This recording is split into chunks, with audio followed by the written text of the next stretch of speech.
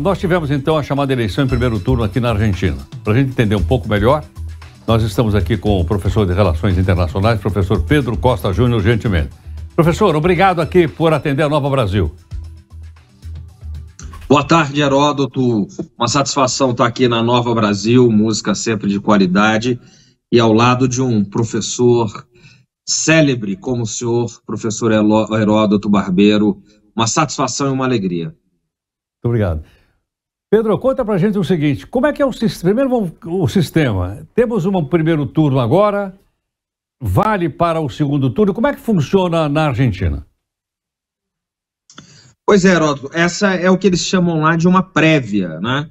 Essa prévia, ela vai eliminar os candidatos menores, os candidatos que têm até 1,5% de voto, eles saem agora nessa prévia para definir, ela é uma espécie de pré-definição para que os candidatos mais competitivos e os candidatos maiores, eles possam realmente encorpar as eleições de fato que vão acontecer em outubro.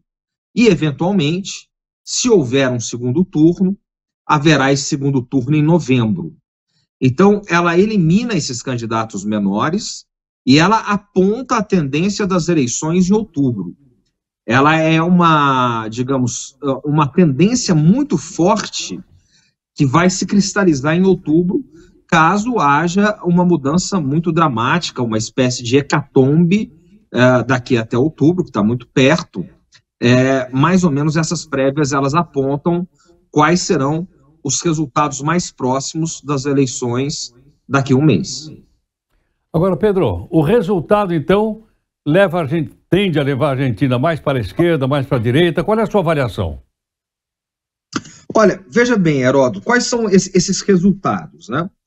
Nós temos um quadro de divisão entre a chamada centro-esquerda, a chamada centro-direita e um candidato de extrema-direita, podemos dizer assim, que é um candidato que é uma espécie de outsider, né? Um filme que a gente já viu. Nós estamos falando do candidato que saiu vencedor dessas primárias, que o Financial Times mesmo, eu estava lendo agora, ele chama o Milei, né, esse candidato Javier Milei, de o Bolsonaro argentino e o Trump argentino. Então ele tem todo aquele discurso que nós já conhecemos muito bem aqui, que nos Estados Unidos eles também conhecem muito, que é o discurso do antipolítico. Ou seja, de uma renovação radical, de tentar trazer um novo. Tudo que está aí não presta, e agora eu vou apresentar algo novo para vocês, prazer, Javier Milei. Então esse discurso de radicalidade, de cisão com a política tradicional, de uma nova política, de atomização do Estado, ou seja, de redução do Estado ao seu caráter mínimo, e talvez a medida mais polêmica do caso do Milei, que liderou esse processo aí de prévias, né, chegando a 32,57% dos pontos, é que ele propõe, Heródoto, e você conhece bem a história, a dolarização da economia argentina, o fim do peso, né? Que foi uma medida lá atrás que já foi adotada pelo governo Menem, quando o super-ministro da economia era o Cavalo.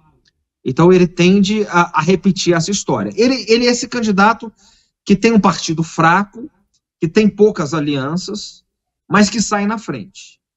Aí na centro-direita, nós temos mais dois candidatos que estão disputando quem vai ser o candidato, para unificar um só candidato. E saiu na frente a Patrícia Buricelli, né? A Patrícia Buricelli é uma candidata de centro-direita, mas apontando mais para um lado também mais radical da extrema-direita. Ela teve 17% dos votos, ela é uma ex-ministra do governo Macri, ligada à segurança, e ela tem um discurso mais daquilo que nós chamamos de law and order. É um discurso de mais radicalização com relação à tolerância zero de criminalidade, digamos, de mais cadeia, e nesse sentido, né? E ela ficou na frente, portanto, do concorrente direto dela, que é o Larreta, que teve 10,5%, que é o candidato de centro-direita mais moderado, e é o atual prefeito de Buenos Aires. Então, esse é o cenário, digamos, da centro-direita até a direita. Então, digamos, os extremos na direita e na centro-direita saíram na frente. E o Milei é a grande surpresa dessa primária. Aí, na centro-esquerda, a coisa mais simples, porque você tem um candidato só, que é o Sérgio Massa.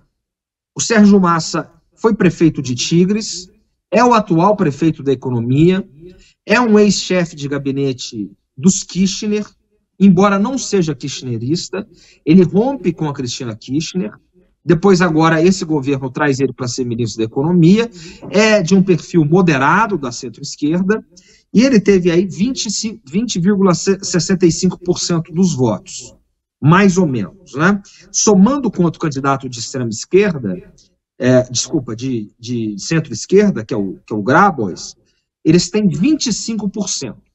Então, só para fechar, a centro-esquerda fica com 25%, a centro-direita com 27%, e a extrema-direita com 32,5%. Esse é o cenário que sai das prévias.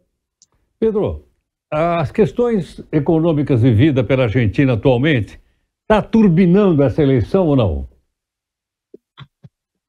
Com certeza, né, Heródoto?